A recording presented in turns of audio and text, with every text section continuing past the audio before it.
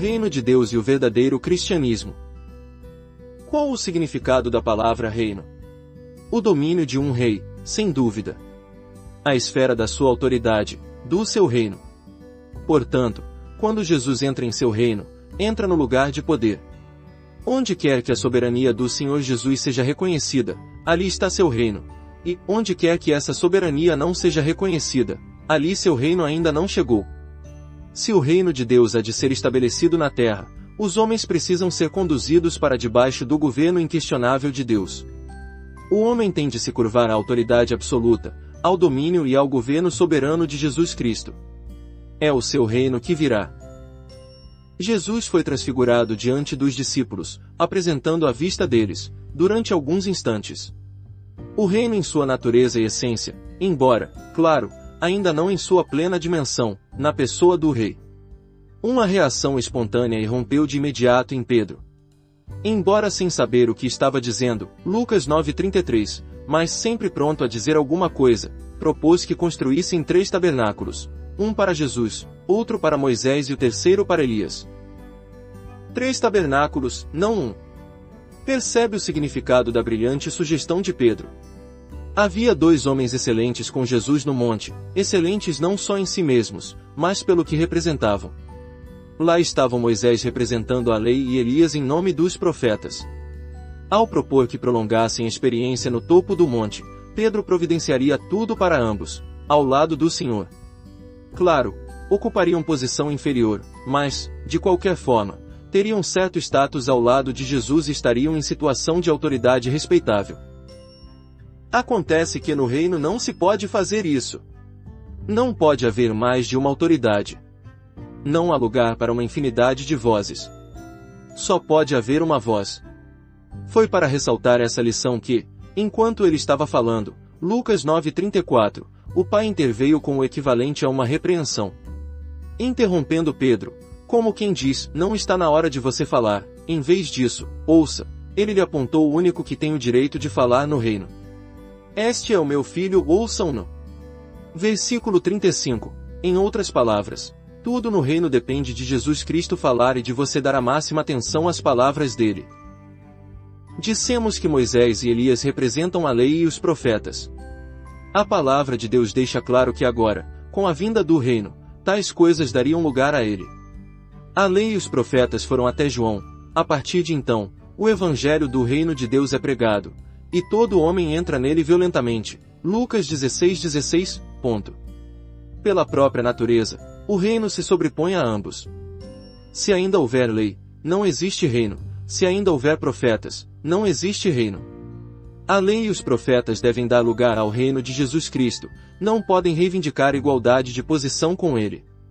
Não devem lhe usurpar a autoridade. Por isso o discurso de Pedro foi silenciado de repente pela intervenção divina.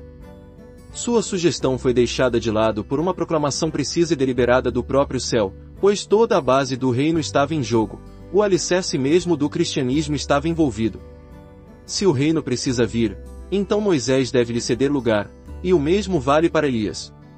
Apegando-se à lei e aos profetas, você renuncia ao reino, e se ficar com o reino, tem de renunciar à lei e aos profetas. Raciocinemos um pouco mais sobre o assunto, pois queremos ser bem práticos e, ao mesmo tempo, precisamos tomar cuidado para não cometer nenhum erro. O que é a lei? E o que são os profetas? Claro, no sentido com que são empregados pelos judeus, esses termos permaneceram juntos ao longo do Antigo Testamento inteiro. Aliás, precisamos ter claro, antes de mais nada, que o Senhor Jesus nunca, nem por um momento, propôs que eles fossem postos de lado por completo. Veja, por exemplo, Mateus 5:17-18 e Lucas 24:27, 32 e 44. Não, acredito que precisamos nos aprofundar um pouco mais na análise em busca dos princípios em jogo aqui.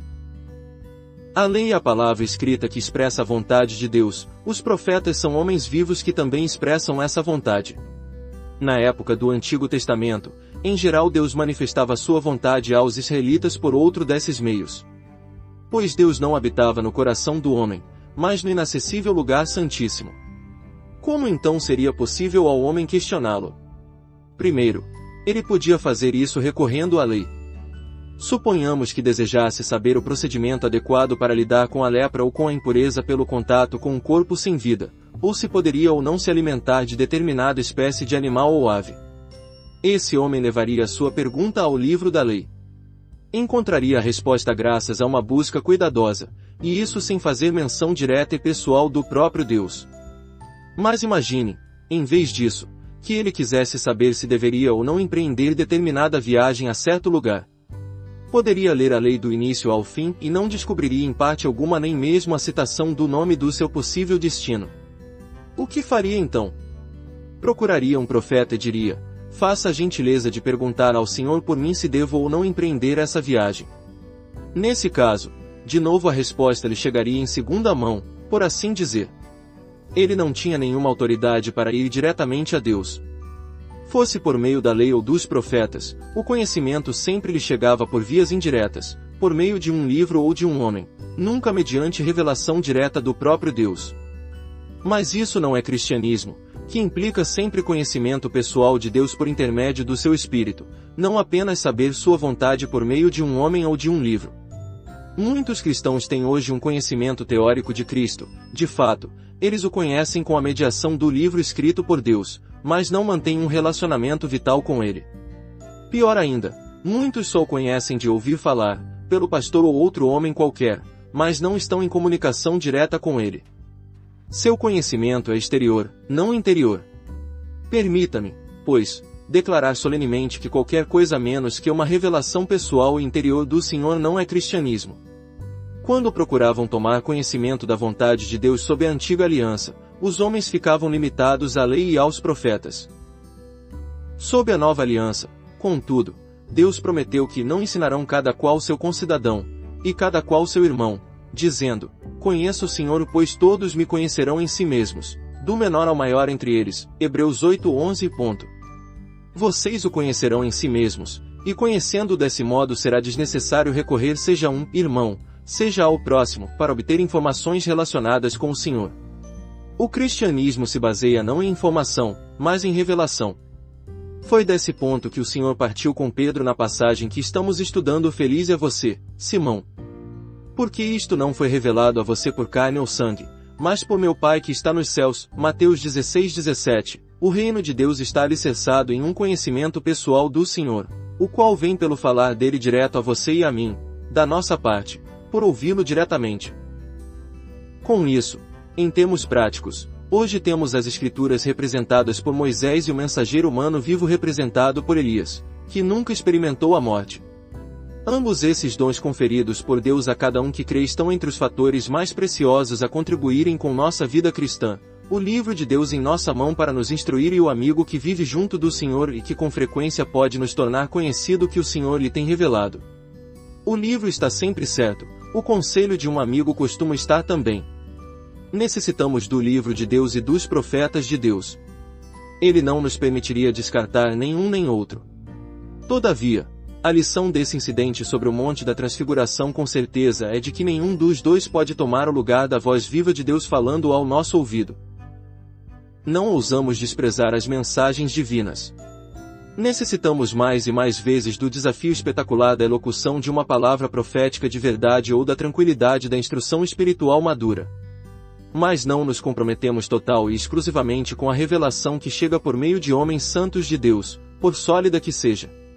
Por dever de ofício, estamos obrigados a ouvir a voz do Senhor e a segui-lo.